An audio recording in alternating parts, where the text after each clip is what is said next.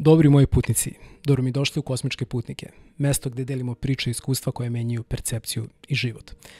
Tema prošlih života može mnogima da deluje vrlo kontraverzna i besmislena, ali takav stav može da se promeni kada o ovoj temi krenemo da razmišljamo iz ugla nauke koja kaže da energiju, posebno životnu, ne možemo da uništimo i da ona konstantno iz jedne forme prelazi u drugu. Gost sa kojim danas razgovaram o ovoj temi se zove Sal Rakeli. Sal je svetski poznati pisac, učitelj i pionir u oblastima razvoja ljudskih potencijala već preko 35 godina. Svetsku popularnost je stekao po svojim knjigama u kojima opisuje svoje iskustva i znanja koje je dobio kroz susrete sa različitim bićima iz drugih dimenzija. Današnju epizodu smo posvetili temi prošlih života i jedinstvenoj tehnici koju je Sal razvio i koja se zove isceljivanje vremenskih linija. Prema Salu, ova tehnika je namenjena dubokom isceljenju svih čovekovih grubih tela, gde se misli na fizičko, emotivno i intelektualno, ali i suptilnijih tela koje čine astralno, eterično i uzročno. Jedini savjet koji mogu da ti dam u vezi sa ovom epizodom jeste da je oslušaš otvorenog srca i uma. U njoj nećeš čuti samo opis nekih upitnih i mističnih znanja, već šta ona za sve nas mogu da znači u vrlo praktičnom smislu i kako možemo da ih primenimo za naš dalji razvoj i svesnu evoluciju. Pre nego što nastavimo, želeo bih da se zahvalim svima vama carevima i caricama koje nas podržavate putem Patreona i putem PayPala. Linkovi za ove platforme stoje u opisu ispod ovog videa. Također, ako uživaš u ovome što stvaramo u okviru Kosmičkih Putnika, najjednostavniji za tebe potpuno besplatan način da nas direktno podržiš jeste da zapratiš ovaj kanal i da lajkuješ ovu epizodu. Time automatski povećavaš verovatnoću da ugostimo što veći broj lokalnih, ali i svetskih autoriteta vezanih za teme koje inače obrađujemo u Kosmičkim Putnicima i hvala ti puno na tome. Nadam se ćeš uživati u ovoj epizodi i vidimo se u Kosmičkim Putnicima.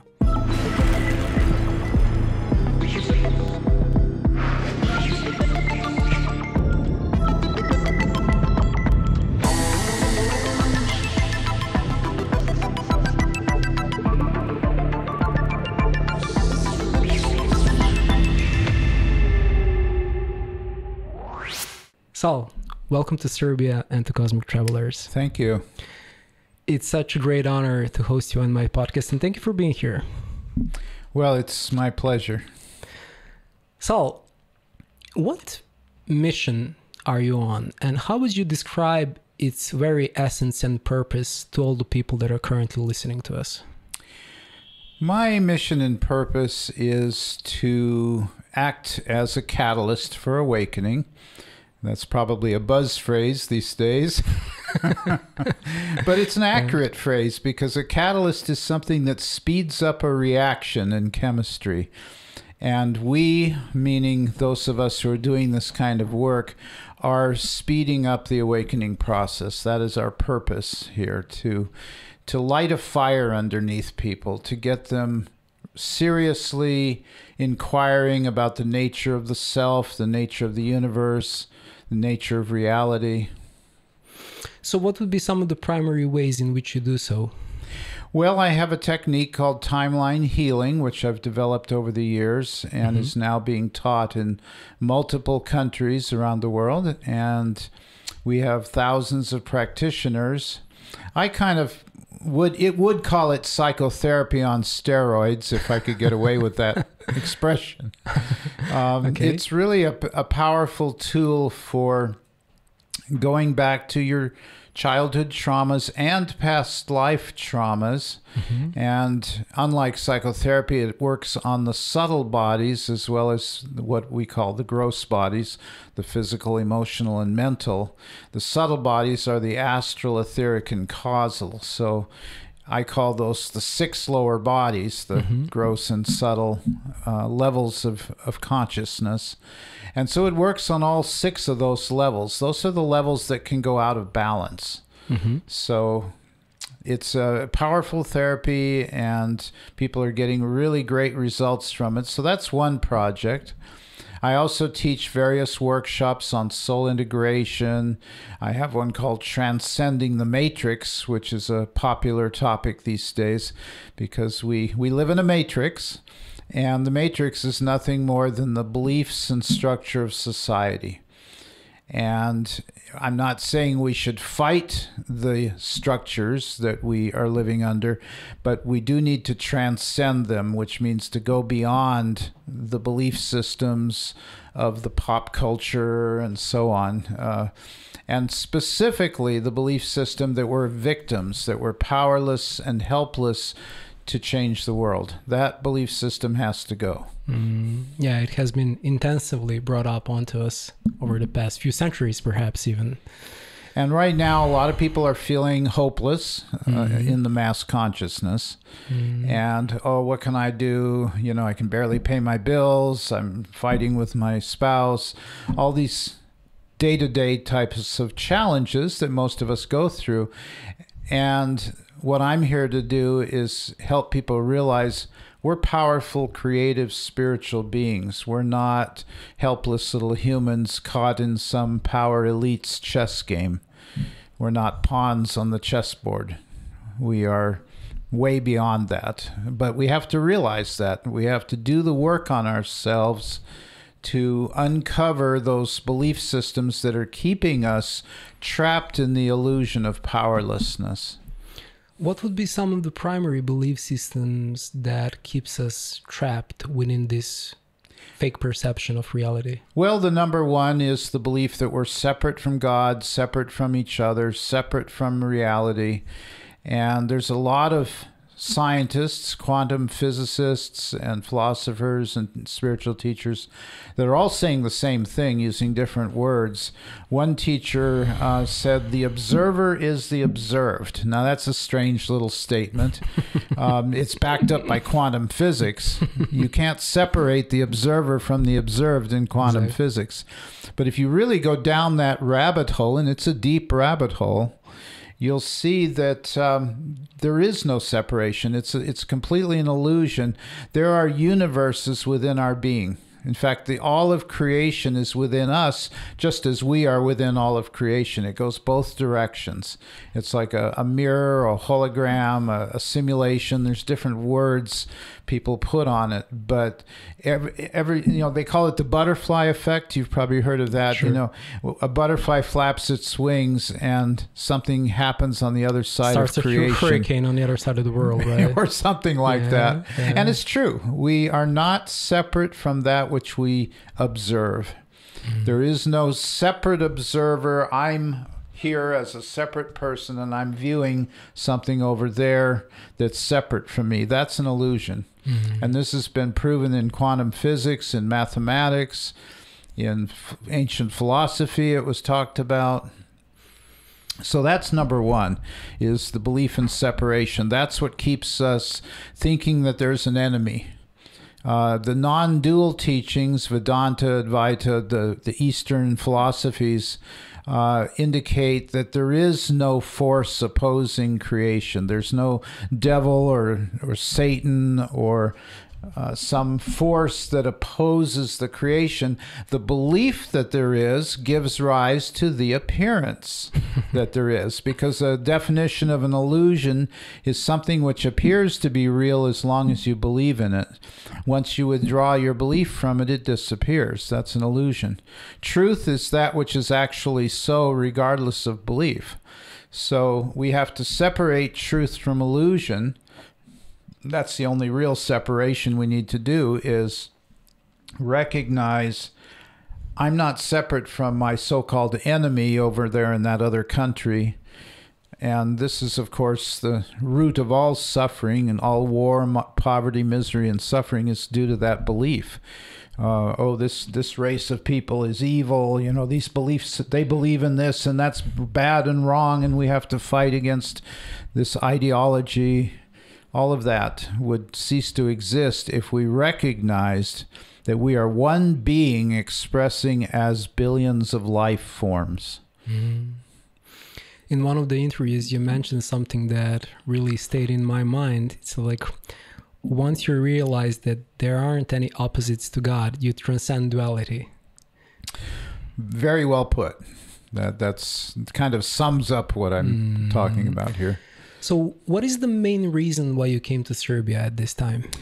Well, I've been coming here for 12 or 13 years now, and since before the 2012 period. And even during COVID, I managed to come every year. It was a little bit of an adjustment during COVID, but we did all workshops and seminars and private sessions every single year for the last, since about 2011, I guess. And I think Eastern Europe has been ripe for this understanding for a long time, ever since the influence of the Soviet Union began to go away. After the Balkan Wars, people were hungry for something that they could embrace. They would kind of take them out of this Soviet and Balkan War mentality. And Belgrade's a perfect place for that. And I also have to give credence to my wonderful organizers who've put a lot of time and effort into spreading the teachings in this region. Many regards to the organizers. So, but what precisely did you come to Serbia at this time for what specific purpose? Same purpose I have everywhere else, which is to help wake people up. It does feel like there's been a lot of hopelessness here. People still haven't gotten over the wars, which is understandable. I mean, post-traumatic stress disorder is a very real thing in the body. And every country I've been to has had corruption. And so people here are certainly no stranger to corruption. Corruption in Balkans? No. No. You know, if you know the right people, you get 10 times the salary that you would if you don't know the right people for the same job, you know, that sort of thing. Yeah, exactly. And so I guess I do bring a message of hope to the people of the Balkans, but it's not just blind hope like, oh, I wish or I hope for something, which is an ego exercise. It's really, oh, if we embrace these principles, we do the work on ourselves, we meditate, we maybe do breathing and yoga and timeline healing and theta healing and past life regression and all of these different tools, we are going to access that higher part of ourselves. And we're going to start having true hope, which is, oh, you know, I look forward to each day now because life is an adventure rather than a survival challenge. Yeah, to have this pure uplift for a living, right? Yeah. So, but you, when you say you come here to help people to awaken, so you do so through seminars. So you primarily through seminars and personal sessions. Yeah. So, if I understood, you came at this very moment to Serbia to do a timeline healing seminar, right? We just did the first 2 levels, and this weekend we're doing the 3rd level. And we did a couple of workshops on transcending duality, and levels of enlightenment was one of the workshops we did as well. So which is kind of a difficult topic, believe it or not, because there aren't very many words in any of our English or Serbian or any other language on earth that adequately describe levels of enlightenment, because the people who made our language were very much intellectual. And most of them didn't know how to transcend the intellect, so you have a few words, you know, words for soul and spirit, but that's pretty much it. Yeah. Are words even adequate to express enlightenment? No, because it's a matter of absolutely experience. Not. And that's why it's kind of a paradox or even a contradiction to have a workshop about enlightenment. Yeah. But well, people need to get some initial information, like you use the word meditation just to signify that one should sit and be quiet for a while. Right. And there's a misunderstanding that enlightenment is like switching on a light bulb. You were unenlightened and now all of a sudden you're enlightened. It's a goal. Yeah. And that's not how it works at all. For one thing, you've always been enlightened.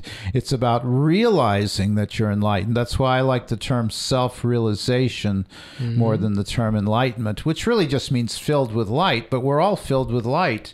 If you go in with the right kind of microscopes and measuring devices, you can prove that we are light emitters.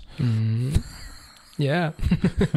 So we're already enlightened. We don't have to attain some high state out there somewhere or up there somewhere. We do have to discover what's already true inside us. That part is somewhat rigorous because we have all these pitfalls, seeming pitfalls like the ego, trying to convince us that we're just a dumb schmuck or something, you know.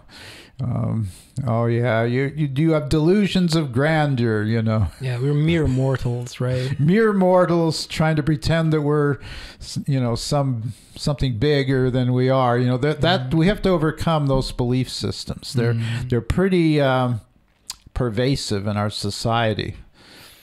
And it takes time to undo the subconscious programming. And that's why timeline healing is so powerful, because it digs deep into the layers of the subconscious mind and starts reprogramming the belief systems that we learned through trauma, through child raising, through programming and conditioning with our so-called education. Yes. I like to put so-called in front of certain words like education. Yeah. So I would like to ask you to expand a bit more on the topic of timeline healing. So how does timeline healing work? Well, it's based on the non-locality principle of quantum physics with respect to time. It's been proven that you can separate subatomic particles great distances, and when you stimulate one of the particles, it instantaneously registers in the other particle, even if it's light years away. The entanglement effect, right? The entanglement principle, or non-locality principle. Non-locality is the more umbrella word, and entanglement is the specific example of non-locality. So basically what non-locality with respect to time means is that all time is happening now. We have a mind that thinks in terms of past, present, or future, linear time, but time is more than linear. It's a multidimensional phenomena, and it includes this non-locality, which you could say is beyond normal time and space. And so everything that's ever happened, everything that ever will happen, is happening right now in non-local time. So in timeline healing, your traumas are happening right now, and that's good news. You can go there in that location in the time-space tapestry, and you can seemingly alter the timeline, which isn't quite correct. What you're really doing is creating a new timeline that includes the healing that you're giving to that so-called past self. So I always use this example in timeline healing that maybe you were beaten by your father when you were 5 years old, and you grew up with a certain set of beliefs as a result of those beatings. So you can actually go back and change the experience of those beatings.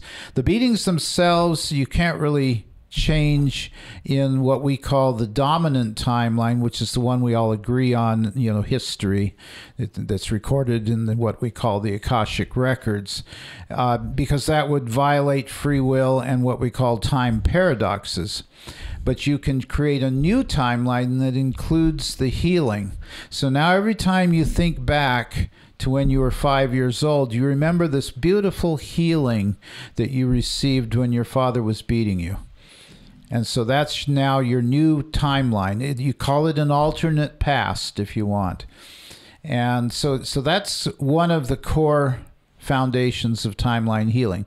Another one is you can go into the future and become a powerful creator by focusing on the highlights of the past, those moments when you felt powerful and happy and successful. And you can project those feelings into the future. And then the law of attraction combined with non-locality will cause you to be able to attract positive experiences because you're radiating positive energy. So that's another aspect of timeline healing. And there's a few other aspects as well, but those are kind of the two main aspects. Yeah, I had several months ago, I had a conversation with a really specific physicist who later became my really good friend. And he told me, he actually pointed at this, I think it's also a theory from the quantum mechanics, that let's say I'm here at this very moment, potentially not satisfied with the my current life situation.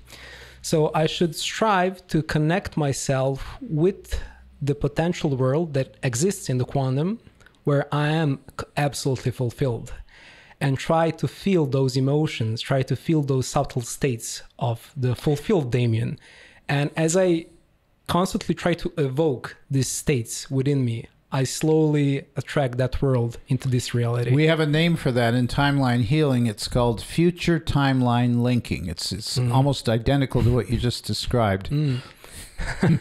Interesting. So I would like to ask you a bit more about the mechanics of how the healing within the timeline healing actually works. So I understand the concept and I understand the idea. And I also understand that the specifics are covered way more deep within the seminars. Of course. But I would like to ask you anyway, just for the people who are hearing these types of healing for the first time, just to give some explanation or some additional insight into the process of the healing. So how does the healing actually happen, and how do we know that it worked?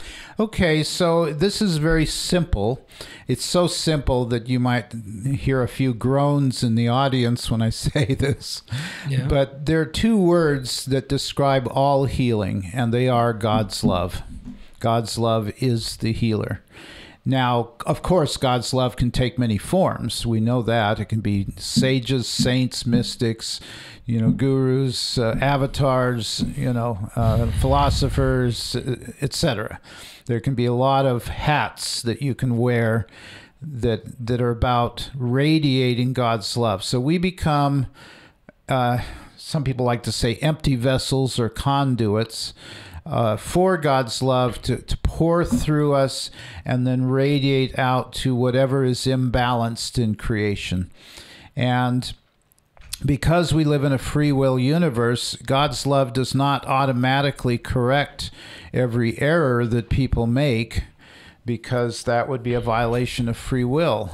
So that's where the biblical phrase, ask and ye shall receive, comes in.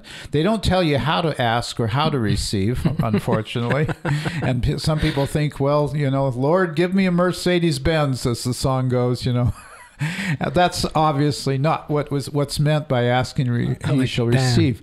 But you have to put yourself in a receptive mode for God's love. And when you are encountering clients or students who have healing needs, the first thing you want to do is provide an environment where they can allow themselves to receive God's love, either directly through you or through another channel, or without a channel. But that's rather difficult for most souls. I like to think of radio stations. And each radio station broadcasts on a specific set of frequencies. And God's love is like a very, very powerful radio station that broadcasts on a wide range of frequencies. But you still have to tune to that station in order to experience God's love. Now, the waveforms are going through the air right now, just like there's a classical station and a hip-hop station or whatever that are right now a 80s rock station. I know those are popular here.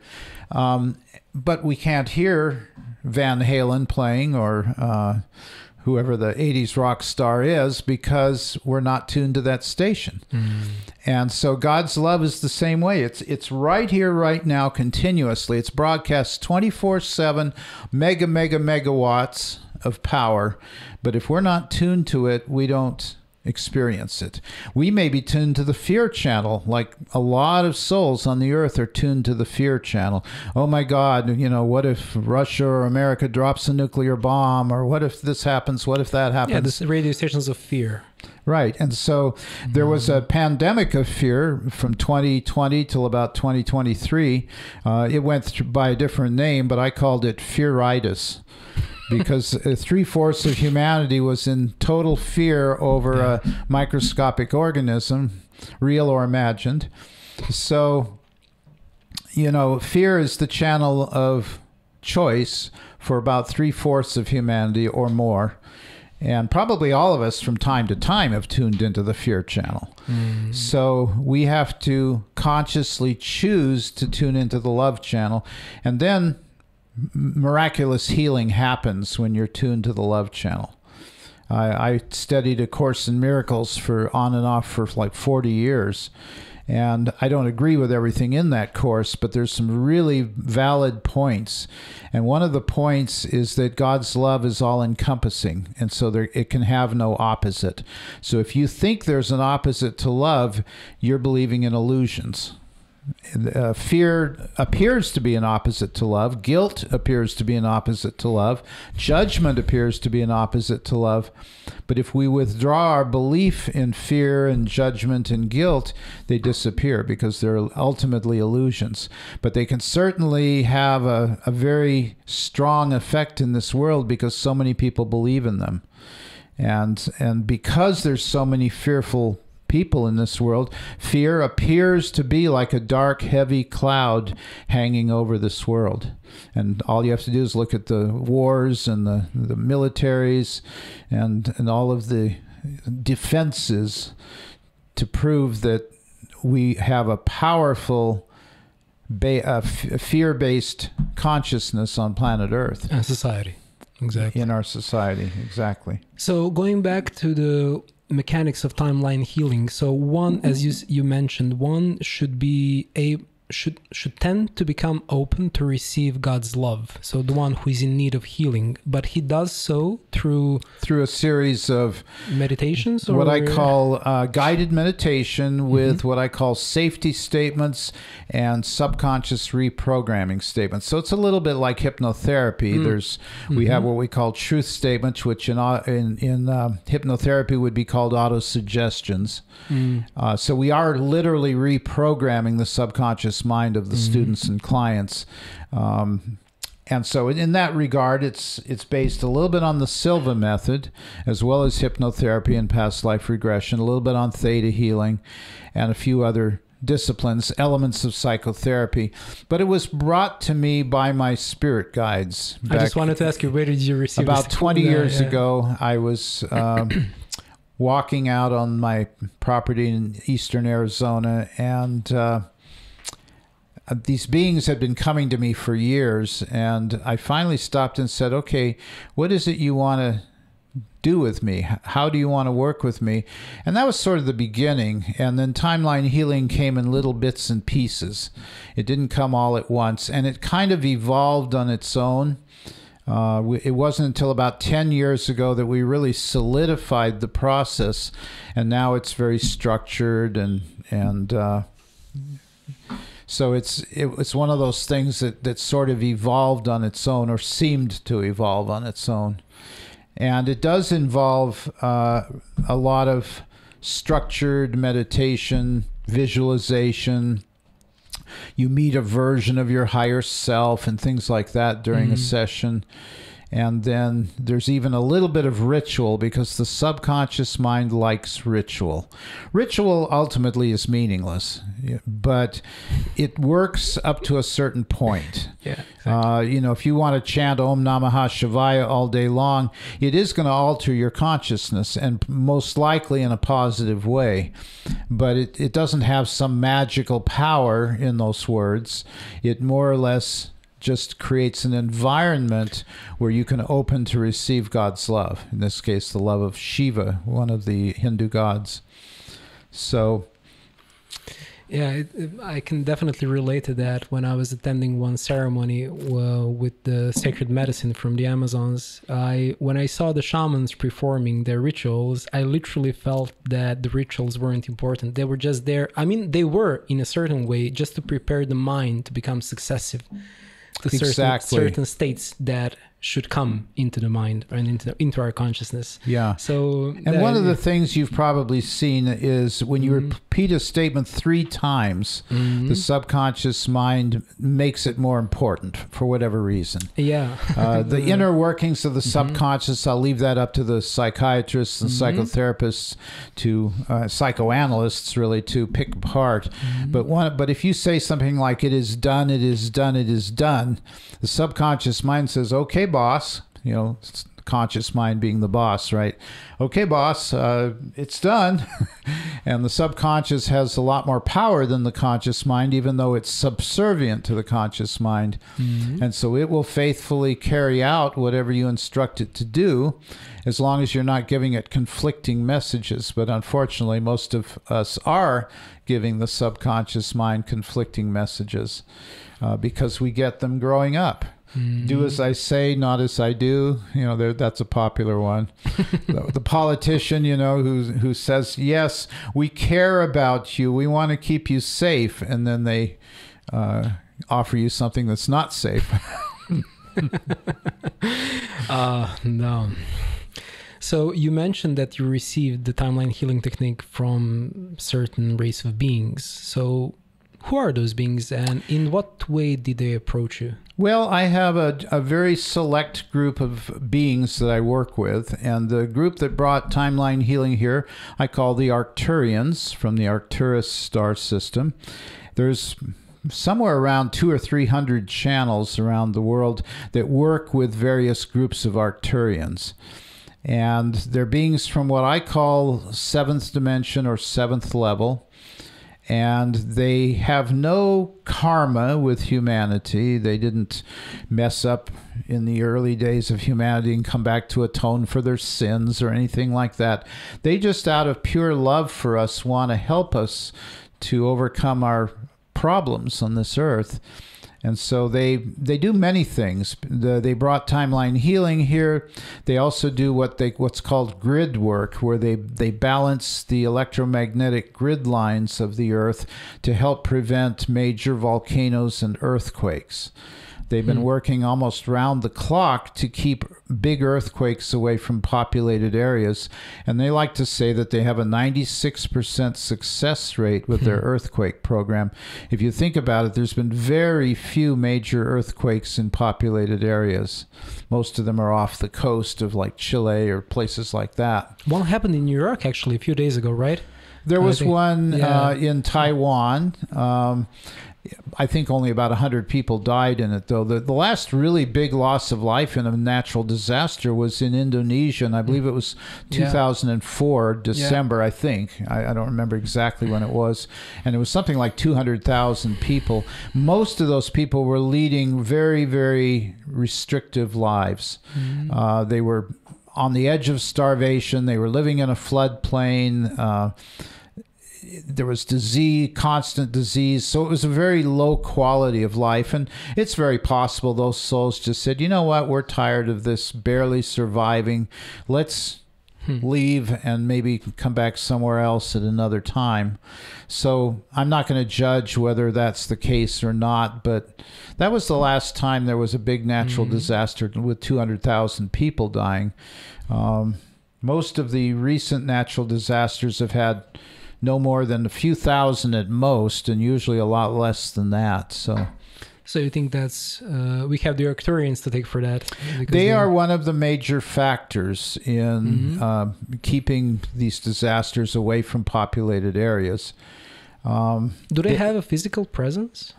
Well, it's quasi-physical, I guess you could say. At level 7, you can take a humanoid form, but it's kind of like a pure light in the form of a humanoid. That's the way they appear to me. There's no facial features or body features. It's just a humanoid shape that's pure light. That's how they come to me. When you go above level 7, there are no physical references, even though you have beings like Lord Sananda and Archangel Michael they're painted, you know, one looks like Jesus, the other looks like an angel. They really are just intense light, pure light. And they may be able to be seen sort of looking like a humanoid or an angel, but they're really just pure light at that point. So how do beings such as Arcturians usually communicate with us? I mean, like, what is the medium through which they communicate? Is it like thoughts, I call emotions? it telepathic transmission. That's what I call it. Some people call it conscious channeling. But I differentiate between conscious channeling and telepathic transmission because the telepathic transmission, you're only getting a little bit of the energy of the beings coming in because too much high vibrational energy can burn out the physical body. So when I work with beings from higher levels, I only let a little bit of their energy into my body, but the ideas and concepts are able to come into the higher mind and then become decoded by the superconscious mind and given to the conscious mind as needed. So, and stored in the subconscious mind as well. So it's really what we call a step-down transformer kind of thing. They start at a very, very high level, and they bring themselves down several levels in order to be able to communicate directly with us. And different channels or different telepaths have different modes of transmission. There's trance channeling, which I don't personally do. I'm too much of a control freak. I like to know what's going on. I don't want to be told afterwards what was said. But there are definitely some good trance channels in the world, but it's hard on the body usually to do trance channeling. Yeah, a lot of shaking, a lot of... Because the body has to adjust more fully to the incoming entity. And I know of trance channels where they had to be helped out of the trance state, you know, to get back into their body and things like that. The main advantage of trance channeling is that it bypasses the ego. The ego is less likely to distort the message if you're in a trance.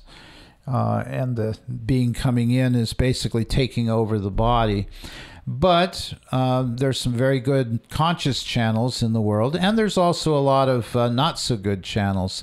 So you have to use a lot of discernment when you're reading channeled material or watching a channel. I would say, unfortunately, probably 9 out of 10 channels are not very pure, not very accurate. There's a lot of stuff going around that's just plain blatantly false, like the Galactic Federation is going to come and force everybody to do things. That's not how they work. They don't violate free will and try to force us. If they were going to force us, they would have cleaned up all the negativity on this planet a long time ago. Yeah, they wouldn't negotiate. We'd already be living in paradise. They would have sent all the dark cabal or whatever you want to call them away. But they're not allowed to do that because free will. So those are not accurate channels when they're talking about the white hats and the QAnon or whoever it is going to just, all we have to do is just sit back and let QAnon and the white hats do everything for us. Sorry, that's not how it works. Well, actually, just what you said leads me to my next question, which is how can you tell the difference between dark, or should we say light entity, and how do you know that you're not, as you're being channeled, how do you know that you're not being manipulated by a dark channel that presents itself as a light one? Wonderful questions. So let's go into these questions a little bit. And it's true that whatever you have already in your consciousness is going to attract beings that are at a similar level of vibration. So if you've done the inner work on yourself and you have a relatively pure inside to yourself, you're going to attract relatively pure beings to you. Now, there are certain criteria that you need to use for discernment. And one of them is, and this is one that I think is really important, a lot of people don't think about this, truly higher beings look across to us. They do not look down on us and say, oh, those poor miserable little humans down there on that prison planet. No, that's not a higher being. That's a judgment. They see us as magnificent beings of light, which we are, and they respect us. They have great respect for us, the truly high beings. They don't judge us, and they don't try to coerce us into making changes. They might gently suggest, have you considered this, or something like that. But they'll very much refrain from trying to order us around or saying, you better do this or else. Those are not higher beings if you get that kind of message. And very importantly, what I just said earlier, they will not violate our free will. They will not beam themselves into corporate boardrooms and scare all the executives into voting a certain way. Believe it or not, that was a channel back in the 80s and 90s that was saying things like that. They're not going to tell you to sit and wait for the spaceships to come and evacuate you off the earth. When we came here to do the hard work of helping humanity, we didn't come here to be beamed up when things get a little intense. So again, those are bogus channelings.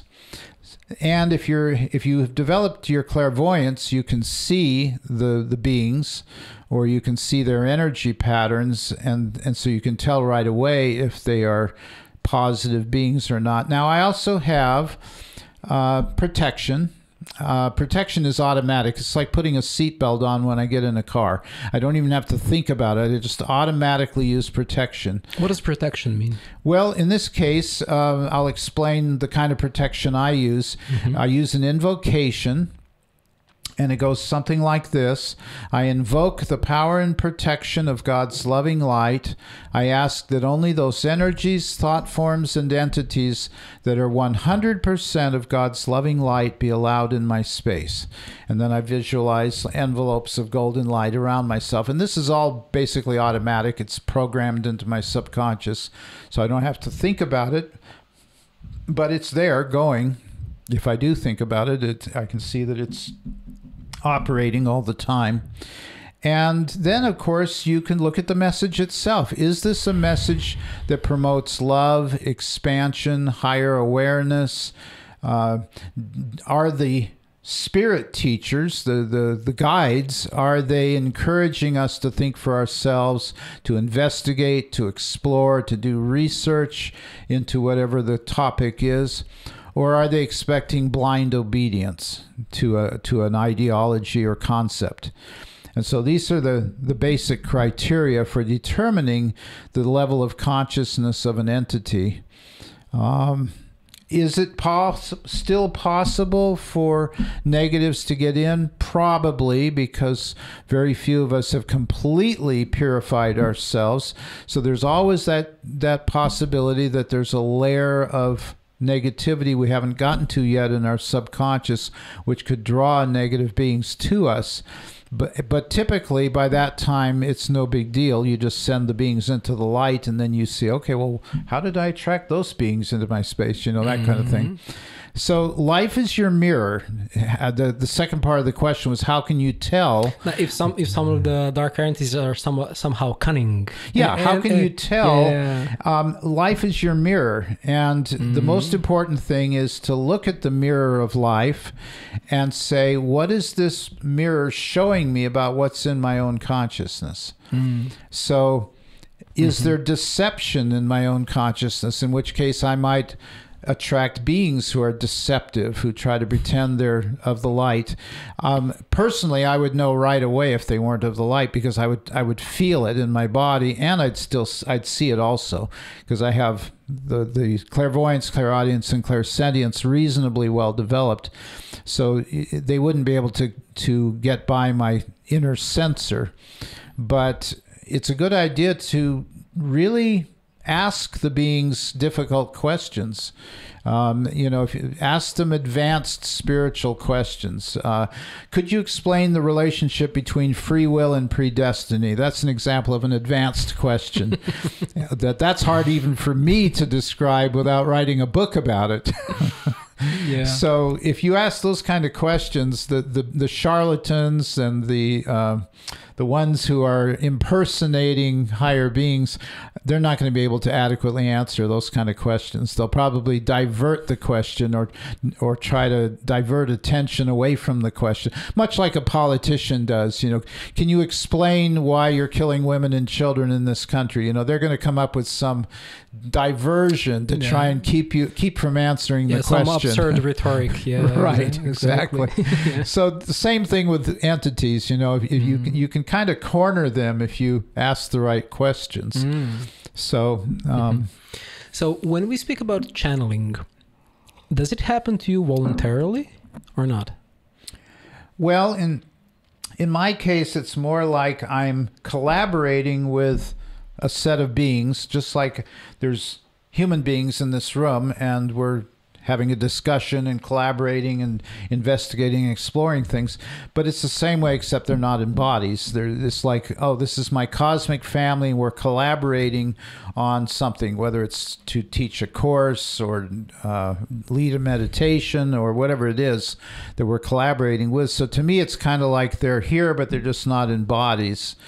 And so, you know, I used to go into meditation in order to receive the information. Now I'm maybe kind of sort of in meditation most of the time, and I can, like my personal spirit guide Leah, I can instantly go to her and tune into her and hear what she's saying, if she's saying something. Is she here now? She's always here, in a sense. Yeah, she is. And she's very happy about what we're communicating. Really? Because she knows that, you know, however many hundreds or thousands of people or however many are tuning into this broadcast, that many of them are getting value out of the podcast. And how much value? Well, that depends on each individual person. Some people may get revelations from what we're discussing. Others might just say, yeah, that's just confirmation of what I already know. And that's fine. People need confirmation. It's reinforcing the positive aspects of the subconscious mind when you get confirmation. So, you know, whatever people are getting, Leah, my personal spirit guide, tunes in to the people who are watching this, and can kind of gauge how well it's being received and things like that. And my other guides, same way. Newcomers come into my classes, and there's people who've been following this work for many years in some of the classes. So how do they balance between the students that have been there for years and the newcomers? So the newcomers don't feel lost, the material's too advanced, and the old ones aren't feeling bored because the material's too basic. They find a way to balance out those kind of dynamics. You already mentioned topic of past lives, which I always found to be incredibly interesting and intriguing. And I actually wanted to cover that topic within Cosmic Travelers for quite some time now, but I was reticent to do so as I feared that a subject such as past lives might provoke ridicule or skepticism. But having you sit here in front of me at this very moment, I feel like the time has finally come. So I wanted to ask you, how does one who has no prior knowledge nor experience about past lives approach this complex subject? Well, I have a material called Soul Integration, which there's books and workshops, and I go into all of this in great depth in that material. And I like to keep coming back to the idea that we are multidimensional beings. And we are preoccupied primarily with the physical body because our physical senses seem to preclude other levels of awareness. We're dominated by this seemingly solid table, which we know isn't really solid. Mostly empty, actually. It's mostly empty space and vibrating energy, which is a whole nother topic. The idea that this world is an illusion, which is not true. This world is real, but the way we perceive it is an illusion. We do not see things as they actually are. We see things the way they're decoded by the brain. Oh, it's a solid table. That's what the brain is telling us. And yet we know that it's mostly empty space and vibrating energy. So past lives, there are aspects of ourselves which we cannot see and maybe we can barely measure. Interestingly enough, as a side note, we're going to be spending some time with people that are actually seeking to quantify the soul, to actually measure the soul as having somewhat of a mass. Can it be done? Well, that's what we're investigating. There's various instruments to try and document that there's an aspect of us that goes somewhere when we die, that our actual mass changes when we die.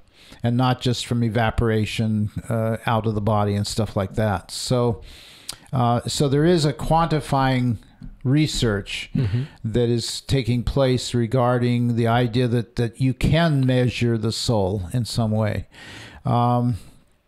But I've actually seen clairvoyantly, and I've actually caught it on camera, not my camera. Other people have sent me photographs where it's pretty clear that they're able to capture aspects of the self that are, let's say, non-physical, whether it's astral, etheric, causal, or what I call the soul level. So we have etheric, astral, etheric, and causal are levels 4, 5, and 6 of our being. And then level 7 is what I call the soul level of our being. So, and then there's levels above that. So when the physical body dies, these subtle bodies still have some degree of existence. They don't die along with the physical body. They go into kind of a stasis, perhaps, or the astral goes into the astral, the etheric goes into the etheric, you could say. I'm oversimplifying it, but it's kind of like that. And you can tune in to the part of the soul that is still existing after the body dies.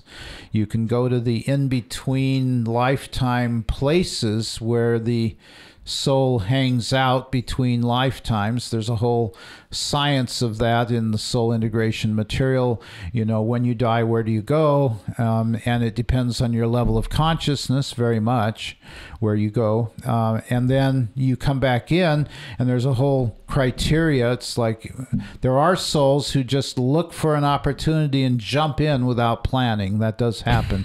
But there's also souls that plan very carefully who they're going to have as parents when they come back in. You know, what are the surroundings? Are they going to be rich or poor? You know, things like that.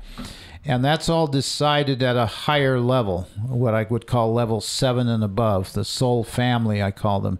It's a group of beings that we're intimately connected with in the higher realms that collaborate with us and help us decide where we're going to reincarnate, who we're going to reincarnate into as parents, and so on.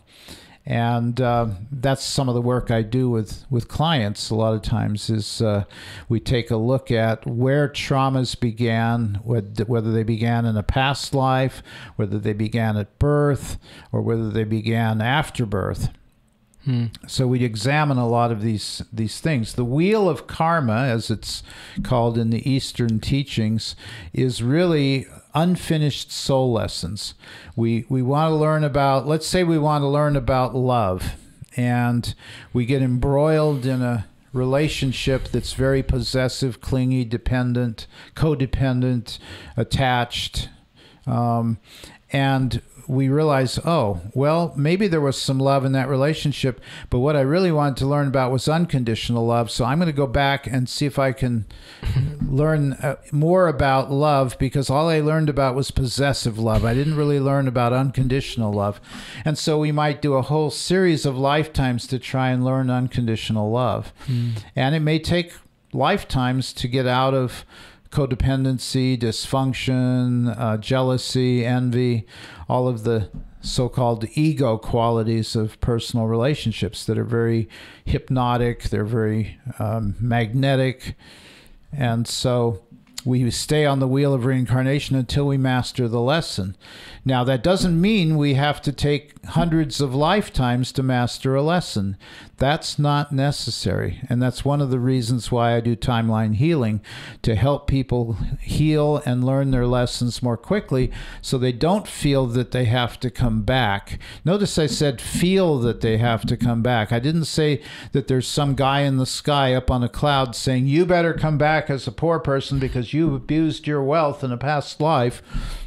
No, that's not how it works. The soul desires to learn everything there is to learn about this plane of existence.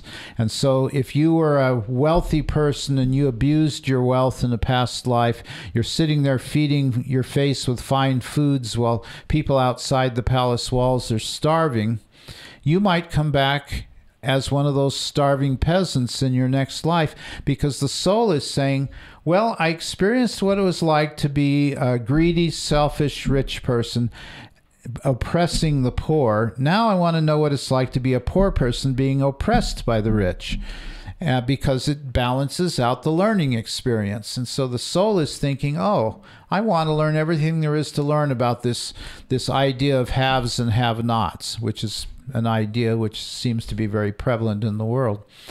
So that's how karma works. It's not that we're being punished because we abused our wealth in a past life. We may feel like it's a punishment if we come back as a poor person, but that's not how the soul sees it. The soul just sees it as another lesson.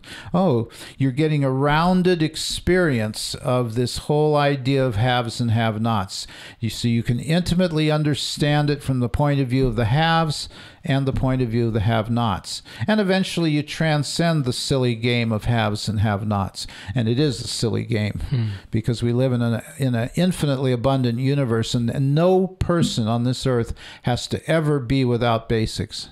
It is absolutely unnecessary. But it's going to happen until we evolve our consciousness to a certain point where we realize that it's not necessary and we do something about it. So how can we tell the difference between an actual experience of our past life or lives and our imagination about it? Well, I have classes in how to develop your psychic and intuitive abilities. Well, let's share just a bit of that story then. And there are some simple exercises you can do. The main thing you want to do is learn to communicate with your higher self. And the way you do that is through intuition. If you are tuned in, you can actually tell whether something is right for you or not by how you feel in your body. This is not about cravings or things like that. That's different. This is where you tune in, you meditate, you quiet your mind a little bit, and then you ask questions such as, should I communicate with this being or not? Or should I accept this job? Or should I be with this person? Or whatever the big questions are that you could ask yourself. And then you breathe and you meditate and you tune into your body. At first, this is going to be hard to do for most souls. But the more you practice this and work with this, the more you'll start to recognize, first of all, you've heard of muscle testing. A strong arm is a yes, a weak arm is a no, or a strong link is a yes, and a weak link is a no. I'm not saying you should depend just on that. That would be one indicator among many that there is a force within you or power within you that knows the difference between yes or no answer to basic questions. And so you can use divining tools like dowsing rods, crystals, pendulums, tarot cards, whatever tool you have found that you resonate with, the biokinesiology that I just mentioned. You can ask your higher self to give you a sign or signal in your body when an answer is yes or no. And I recommend starting with yes or no questions, and then you can get more elaborate later on. Multiple choice, I have a technique for that as well.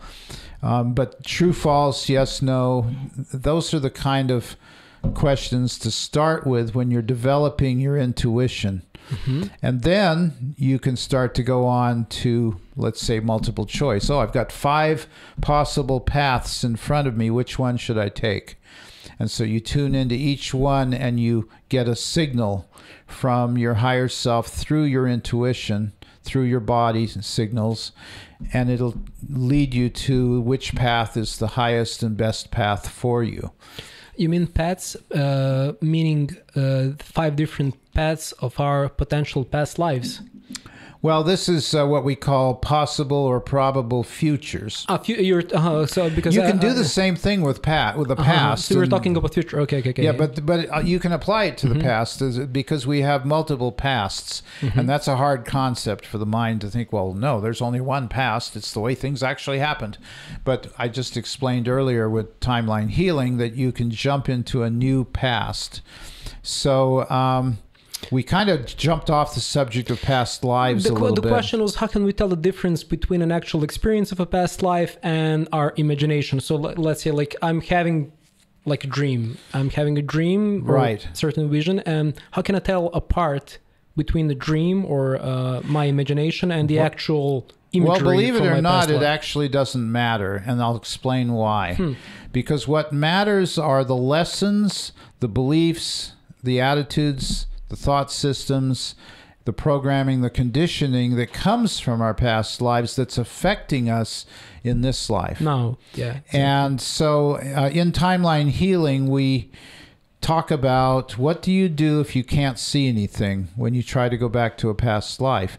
We actually go through a whole process on how to deal with that. But I use an example. Suppose a person is, a mother is having difficulty conceiving a child. Or a mother-to-be, and they've been to the doctor, and the husband and wife can't find, there's nothing wrong with either one of them medically or whatever, but they just can't seem to conceive a child. And so we go back into the past lives of that mother-to-be, and we realize that she lost her children in a natural disaster in a past life and feels horribly guilty about this loss. Like she failed as a mother because she couldn't save her children. And so she kind of made a decision, you know, God's punishing me, I'll never be a mother again, blah, blah, blah. And that was kind of the origin of the problem. Now, one psychic might see that they died in a flood. Another psychic might see they died in a forest fire. Another psychic might see they died in a rock slide. So who's right? Well, in this case, it doesn't really matter. If it's a phobia, maybe it matters a little bit. Oh, they're afraid of water because they died in a flood or whatever. But what matters is the guilt.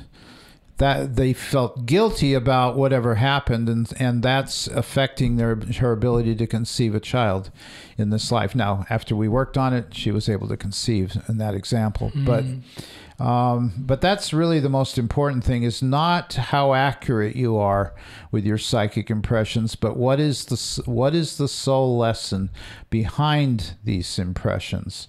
And the more you work on it, the more likely you are to be accurate. And there are ways to measure accuracy.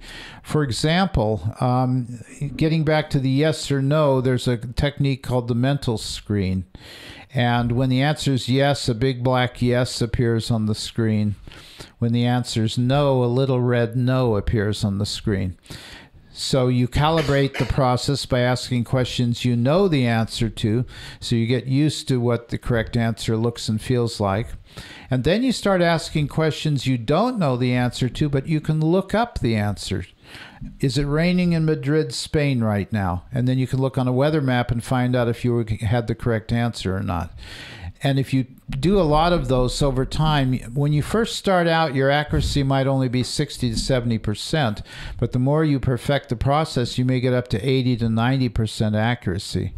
And you will come to a point where you know in advance when you've got the right answer. You can just feel it. Oh, there's a certain feeling, it comes over me, and sure enough, right, correct, you know, over and over. But then something will distract you. Maybe your ego will come in, or there'll be a question that you have a personal experience with that interferes, and then you'll start to miss occasionally until you can get back into that zone where you're hitting every question. It's like intuition pull-ups. Kind of. You become better the more you do, right? And it's counterintuitive in the sense that the more you try, the less likely you are to be accurate. You have to allow the correct answer to come into your mind from the higher self. And that goes against the way we've been taught. You know, oh, you have to study really hard and blah, blah, blah. Well, yeah, for intellectual stuff, maybe that's true. But for intuitive and psychic, the more you're able to relax and simply allow the answers to come, the more accurate you'll be. And so, hearing you say this, I also I have this thought in my mind. Sometimes probably it can be really difficult to allow something to reach us as true intuition, because our perception and beliefs and our whole life has been built in such a way that allowing potential truth to enter our lives would demolish our false impressions that we have about life. So we ourselves can confront our own intuition, like being just not letting it tell us what it needs to tell us, right? Yeah, this kind of brings us to the degrees of awakening idea. We're living in a time on planet Earth right now where there's a massive awakening happening, but it's happening at what I would call a rudimentary level, which means that the biggest experience people are having on Earth right now as they awaken is called disillusionment, which is one of my favorite words. It has a negative connotation. Oh, I'm so disillusioned. I feel so bad inside. But the word literally means giving up illusions. And oftentimes it's very painful when people give up illusions. For example, the government's here to keep us safe. You know, a lot of people have blissfully believed that for a long time, and now they're being forced through recent events to realize most politicians are there to stay in power. They're not there because they care about you. They care about your vote, but they don't care about you. Most.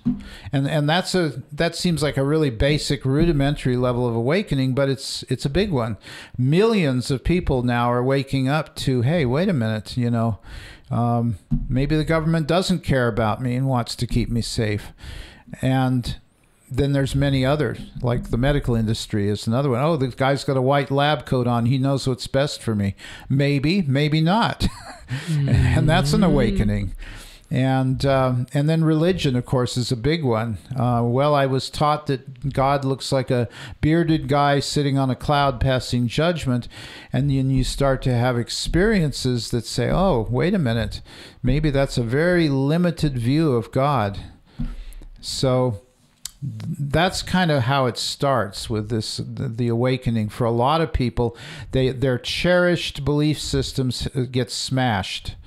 And it can be very traumatic. Oh my God, you know, I relied on this priest or rabbi my whole life, and now the priest or rabbi I find out is corrupt and doesn't practice what they preach, and it's like, oh my gosh, you know. So there's various levels of awakening, and what you were talking about earlier kind of triggered that idea that it's a staged process. It's not like the light bulb switches on. Oh, I was unenlightened, now I'm enlightened. End of story. Not how it works. Well, yeah, looking at my own life, I feel that sometimes I need to gather some guts and I need to become more brave to face any illusions that I might have cultivated in my life, either by my own how can I say, my own intentions, or rather by the education that I went through. Right, exactly. So, but one needs to be brave, you know. One needs to be open enough to accept that anything that he might thought about the world until a certain point might be wrong. Right. And it's hard to admit that we're wrong about things. Yeah, because the old you dies at that moment, literally.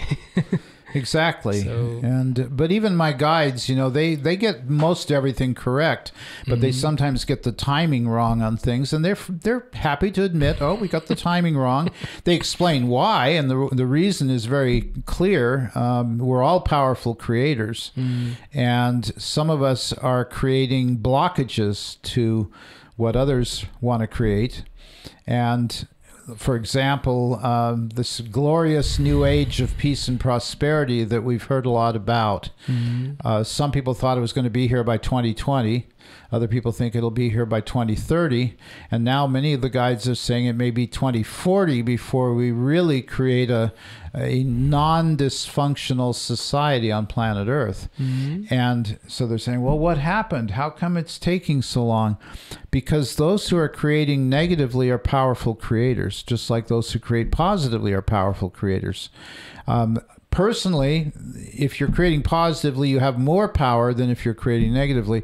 But there's a lot of people creating negatively, so it makes a huge difference on the planet. So one of the reasons prophecies take longer than predicted to come true is because of the resistance people have to waking up to higher truths. Don't bother me. I've got my nacho cheese flavored Doritos and my soap opera and my beer. And don't bother me with that spiritual mumbo jumbo stuff, you know. That's a Western image, I realize. Well, but you have your equivalent here. Yeah, here we have cevapi. And you have Lay's potato chips. I've seen them in shops here. Yeah, we do, actually. And you have KFC, the worst restaurant chain in the world for health. Yeah. Well, is there a reason why the majority of people don't have access to the memories of their past lives, which hence leads to the widespread opinion that the very idea of past lives is a silly one? Yeah, you have what's called a frequency barrier or frequency fence that was placed around the earth a long time ago by both benevolent and not so benevolent beings for different reasons. And the level of vibration of Earth, up until recently anyway, has been made it very difficult to break out of the what I would call the lower magnetic energies, which are, you know, preoccupation with physical survival, procreation, competition, trying to be better than your neighbor, all this kind of stuff. That's been very much a hypnotic program that's been put into us, and we could say by various beings throughout the history of this planet. That's a whole nother subject that my second and third books go into in great detail. You know, why did we get the way we are on planet Earth with the amnesia? Why did we forget that we were powerful, creative, spiritual beings that have been through many lifetimes on many different worlds and so on? So there's a kind of a let's say linear answer to that, which the books go into in quite a bit of depth. Earth Changes and Beyond and Earth Awakens are two of the books that cover a lot of that. Yeah, I'm gonna share all the books in the comment section below, so people will be able to see them. So yeah, it's really because of what I guess you could call mass brainwashing, mass mind control, mass hypnosis, mass propaganda, the indoctrination that we get in the public school systems, where if you can't see it, it doesn't exist, or, oh, that's that airy-fairy stuff, you know, that kind of attitude. And, you know, looking at you funny, oh, are you wearing a tinfoil hat today? You know, that's an expression meaning, you know, that you believe every wild-eyed conspiracy theory that comes along. Even though most of them became true. Even though most of them have become true or were true to begin with in some cases. Some of them are blatantly false, like the 3 Days of Darkness. Yeah. I know somebody who was on the lunar projects, and the lunar missions did happen. It wasn't faked. They did do some studio stuff to prepare them for space, and those are fake, and they're taking those and assuming they didn't go to space, you know, things like that. I mean, the person who designed the lunar rover is my wife's brother-in-law. So, I mean, you know, but anyway, we've been brainwashed for so long to believe that reality is a certain way. And this is a big rabbit hole, because we can talk about, well, who brainwashed us and why did they brainwash us? And why did they put up that force field that you mentioned?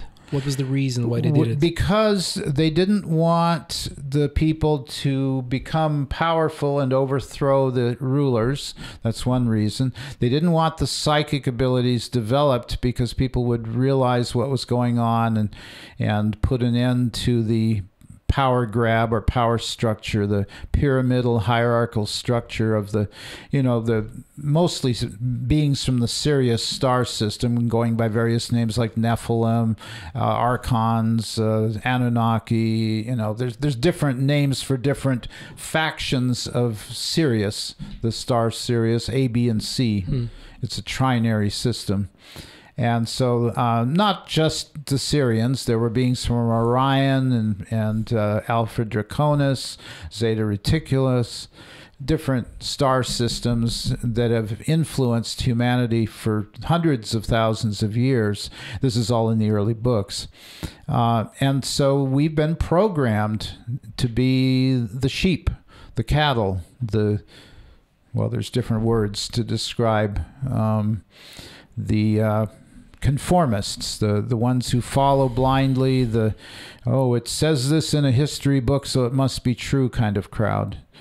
And so it's a process that's evolved over time. And if you really want to go deep into why all that happened, it goes back to what I call original cause, which is the belief in separation from God. When we believed we were separate from God, we set up adversaries like the devil or Satan or Lucifer or the dark cabal, dark Illuminati, dark extraterrestrials, whoever it is. There has to be a boogeyman, right? Somebody that opposes the good. And so that belief system attracted beings to us to play that role in the drama. If I believe I have an enemy, I'm going to end up creating an enemy, because belief is very powerful. And whether it's a thief on the street, wants to steal from you, whether it's a government that wants to steal from you, whether it's extraterrestrials that want to steal from you, you're going to create some form of adversary if you believe in the concept of an adversary, because we're powerful creators. So when was the first time that you have experienced one of your past lives, and how did it affect the life that you're currently living? Well, I started having memories back in the 1970s. And then my personal spirit guide, Leah, came to me in the late 1980s and reminded me of some of what happened. I've had about 38 lifetimes on this planet, and I remember maybe about half of them. Would you share one of those? Yeah, probably one of the most vivid ones that I remember, because of what it meant in terms of soul growth, was when I was a priest in the church. There were several when I was in the church, but this particular one, I was channeling the angels. And what time in history was it? This was around the 16th century. Oh, wow, the medievals. Around well, it was actually the Baroque period. I really resonate with Baroque music. And Baroque, yeah, actually, no. Yeah, so what happened was some of the messages from the angels were not things that the church hierarchy wanted to hear.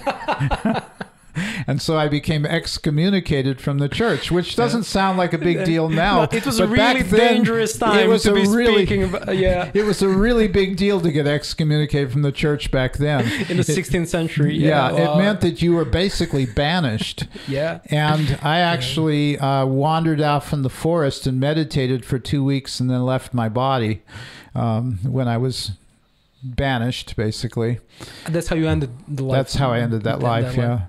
But for a long time, I was channeling the angels. I was one of the priests, and I had a following, people that really loved what I had to share, but it just got to the point where the church hierarchy just felt horribly threatened.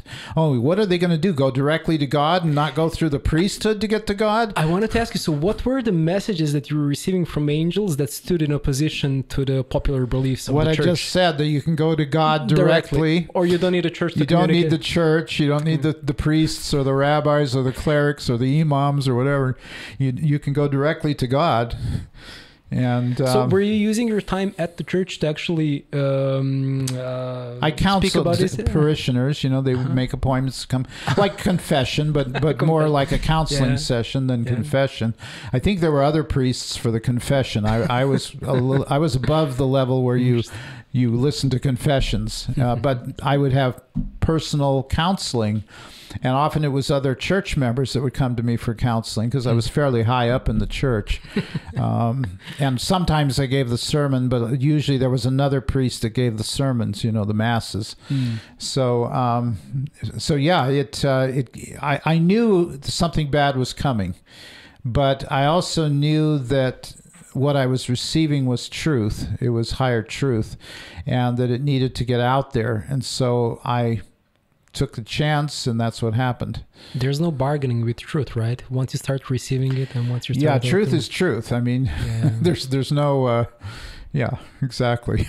And how did these experiences affect your life that you're currently living? So, like, after you had those experiences, like, Did you felt that your mission within this life was somehow empowered, or like were there some changes? Like, well, you know, life? Early on, like in the 70s, I connected with some pretty high energies, and those energies have protected me throughout the years, and it's really been amazing because I have very little resistance to what I'm teaching compared to a lot of teachers. What do you mean, very little resistance? Well, I don't get a lot of people wanting to discredit me. You mean you get little resistance from the world around you? From the world around me, I get very little. Mm-hmm. And I mean, obviously, there's people who don't believe in what I'm saying, and maybe they don't believe what I told them in a session or in a workshop or whatever.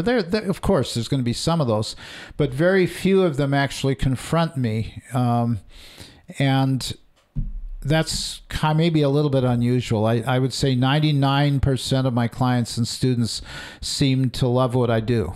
And so it's been relatively, I mean, I read stories about other teachers and what they've gone through, and the women are accusing them of sleeping with them when they didn't, and things like that, you know.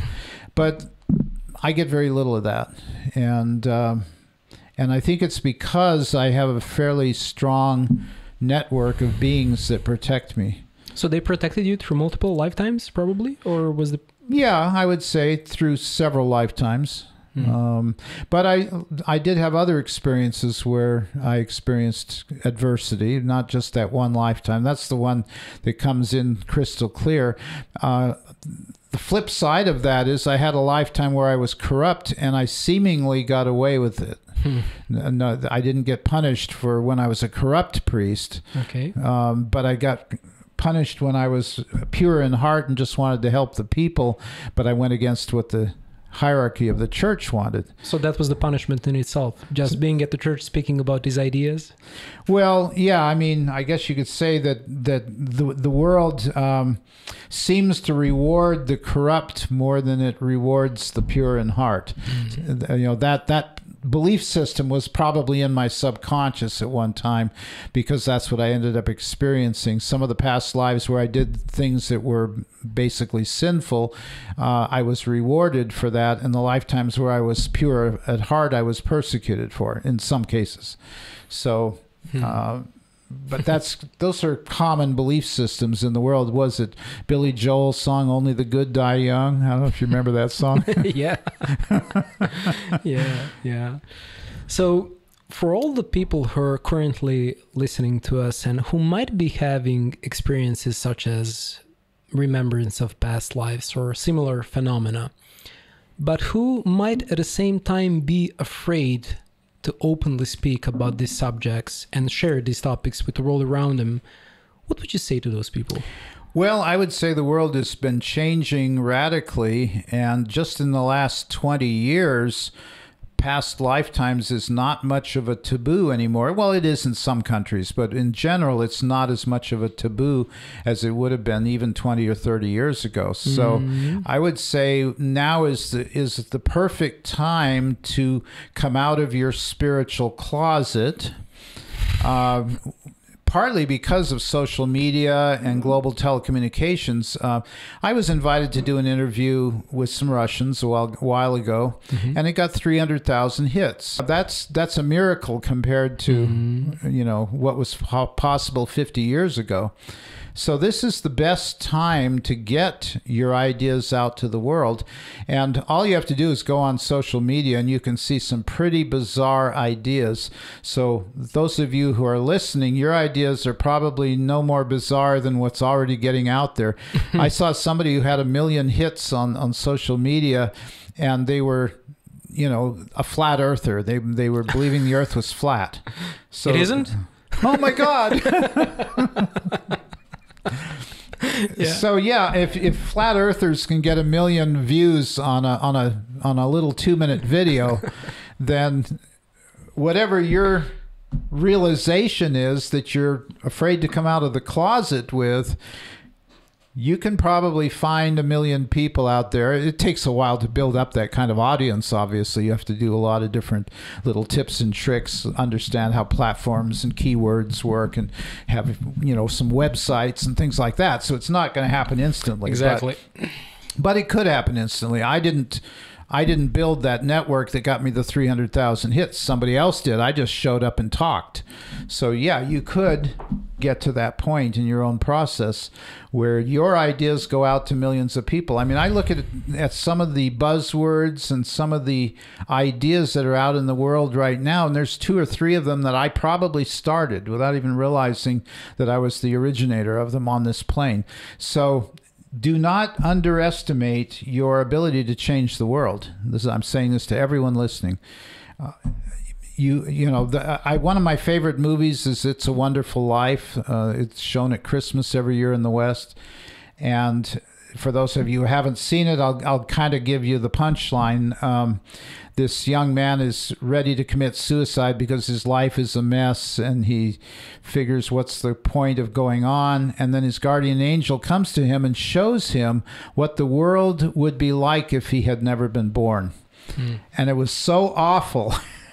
And yet it made sense. They said, well, you didn't talk to this person, and then this person went and did this because you weren't there to, and then this happened. And it made a lot of sense the way the guardian angel explained it.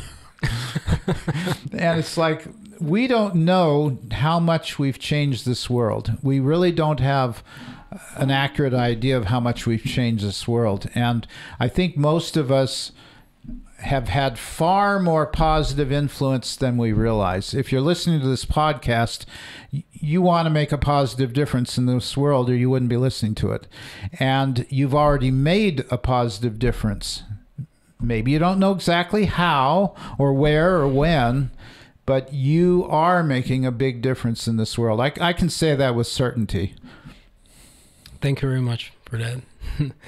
So it is becoming clear that the times that we're living in are becoming incredibly energetically compressed and intense, and that we're undergoing huge changes both as humanity and as a civilization. So what do these changes mean, and in what relation do these changes occur on both the collective and the individual level? Okay, you've probably heard the word apocalypse. Yeah. And the word literally means the revealing of all that has been hidden, or lifting of the veil. That's the literal meaning of the word. And we are living in the time of apocalypse, which means everything that has been pushed down into our subconscious mind and our collective unconscious, as Jung would call it, is now coming to the surface to be dealt with. And it's a necessary part of the cleansing and purification of planet Earth, which has been prophesized for a very long time, going back to Nostradamus and beyond, and of course Edgar Cayce and all the different prophets that have talked about this time that we're now in.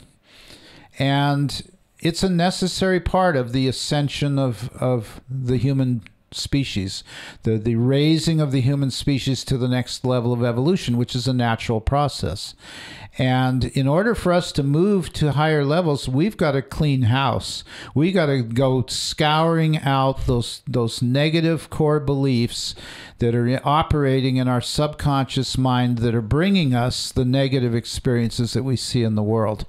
And unfortunately, you have to look at the negative before you can transcend it. You have to shine the light of truth into the dark cracks and crevices of this world.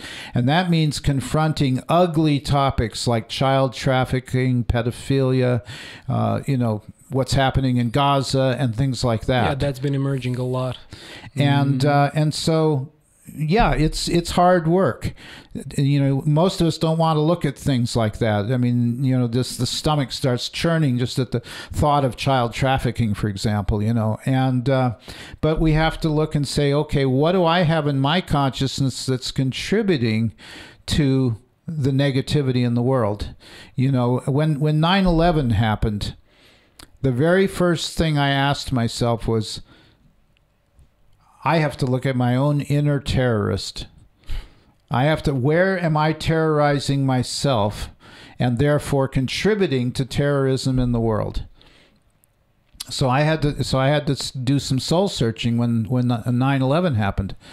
And we have to look at our consciousness and say, what in our consciousness is allowing what's happening in Gaza to happen, for example, or what's happening in Ukraine or any other trouble spot in the world. And and we have to ask the hard questions, and that's the time we're living in, and it's going to continue to get more chaotic and more negative until we look at ourselves, until we actually start doing the healing on our subconscious, collective unconscious, as Jung would call it, the unconsciousness of humanity. And so it is going to get better, but it's probably going to get a lot worse before it gets better. And there's not going to be a nuclear war. The guides have promised they are in charge of nuclear weapons. It's been proven. There's military logbooks where it shows the spaceships hovering over the missile silos, neutralizing the launch codes on the nuclear weapons. So we know that we're not allowed to blow ourselves up. And the reason is because too many people who are here now want peace. And it would be a violation of their free will to have no safe place on the planet.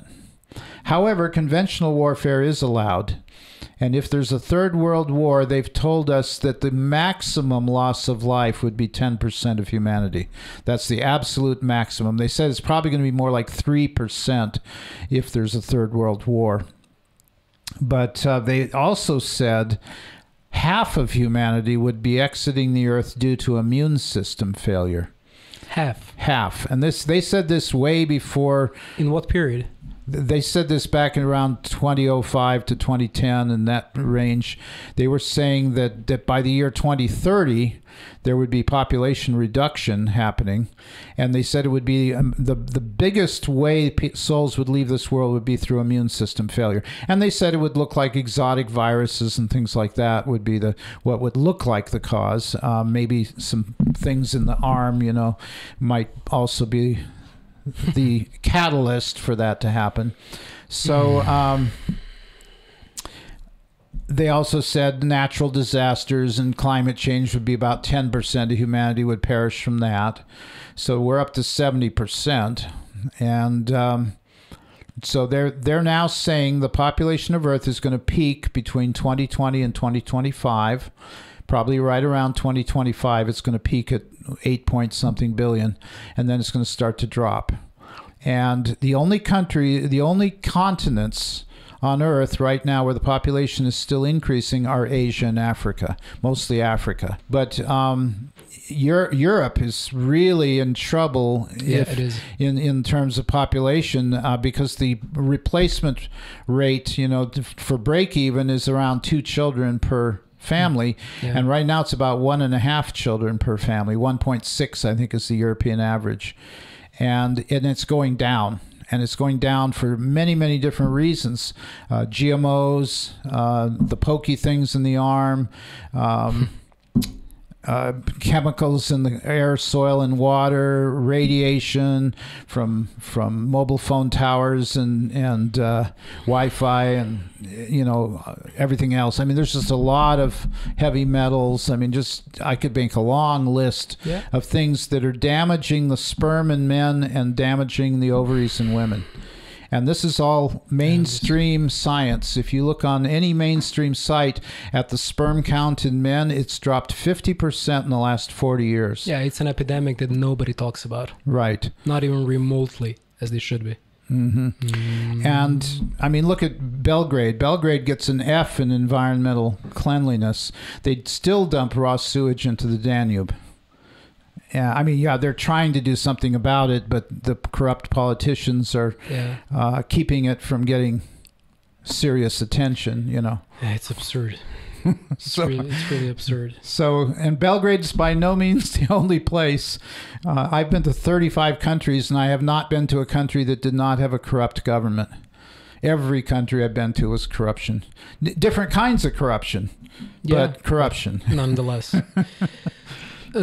Speaking about huge changes, what's your take on AI and how do you think that its further development might affect human life? I think that in one of the interviews that you had, I'm not sure where exactly, maybe with, I'm not sure where, you mentioned that certain parts of AI are being overseen by the forces that aren't light. Yeah, AI, like everything else, it's a tool, like a hammer is a tool. You can build a house with it, or you can hit somebody over the head with it. Well, AI is the same way. And yes, there are a lot of so-called dark forces that are wanting to control AI and use it for surveillance and tracking everybody and keeping everybody in maybe these smart cities or whatever you want to call them. And it's up to us whether to use it wisely for the good of humanity or allow it to be used against us. And so, again, the answer is always the same: raise our consciousness to the point where we're no longer able to be victims of these so-called dark forces with their use of AI. And we have to recognize the problem, obviously. So some of us kind of have a line that we won't cross. I was talking to somebody recently about these chips where you just pass your hand over the cash register and it debits your account because you have a little chip in your wrist or something, mark of the beast is called. Yeah. And it's up to people to recognize. That's an obvious one, but there's some that aren't so obvious. Did you know that if you look and you see a personality on TV, you have to look really close to see if it's a real person or computer generated? Deep fakes, right? Yeah, deep fakes, exactly. And it used to be that you could tell. I mean, what was it, Buzz Lightyear, back in Toy Story or whatever back in the day. Yeah. It was obvious that they were computer generated. Now they've gotten so sophisticated It's really difficult. that a president or prime minister can come on the air and you have to look real close to see if it's really that person or if it's a CGI, computer generated. So did you get any insight from your guides about the potential ways in which this whole story with AI might develop? Well, we did a workshop recently online on AI, and it was interesting. I don't know if we really cracked it wide open or not. But I read a book about 40 years ago, a book that was written about 50 years ago by a mathematician. I believe it was Roger Penrose, and it was called The Emperor's New Mind. And he went through a meticulous mathematical proof that AI will never overtake humanity. It's faster than humanity, hundreds, thousands of times faster than humanity. I mean, how many calculations per second can it do? It's mind-boggling. And it can anticipate your responses to stimulus in life very, very well, better than most psychotherapists and psychiatrists can, because it looks instantly at all the different possible responses that are in the database. And so it has the ability to outthink intellectually humanity. But what it doesn't have is a soul, a spirit. Exactly. And ultimately, the soul or spirit is the answer. I mean, we know that that's the answer to the problems of humanity. So again, it comes back to going within, connecting with our God presence within, and discerning, is this something I want to embrace, or is this something I'm going to opt out of? We will not comply, as the signs say. And you might think, well, it's going to be hard to not comply if they cut off your bank account or tell you can't buy stuff in the store unless you get this chip or whatever. But if enough of us say no, there's still time to say no. Mm-hmm. And, start growing our own food if necessary, coming together in spiritual communities on a piece of land, producing our own solar, wind, and hydro, and eventually electromagnetic energy. That's what my next book is going to be on, enlightened communities. When is it coming out? Don't know yet. It got delayed due to COVID, and because I was researching different communities, and a lot of them were not open for business during COVID. So it's kind of gotten delayed a little bit, but probably within the next year. Looking forward to it. Sal, thank you very much for your time. We're slowly bringing this interview to an end. I would like to ask you if you perhaps have any final message or any final soul lesson which you would like to share with our audience. Well, I guess I'll quote Socrates. He had a 2-word teaching, know thyself. That's a complete teaching, know thyself.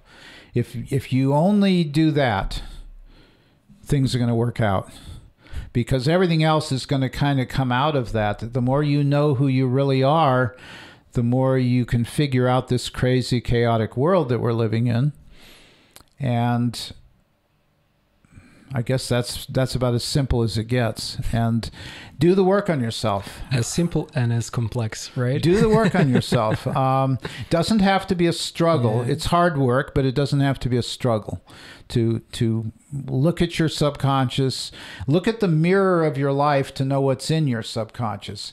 If you have a spouse that you're quarreling and fighting with, look within and see what is your role in that relationship.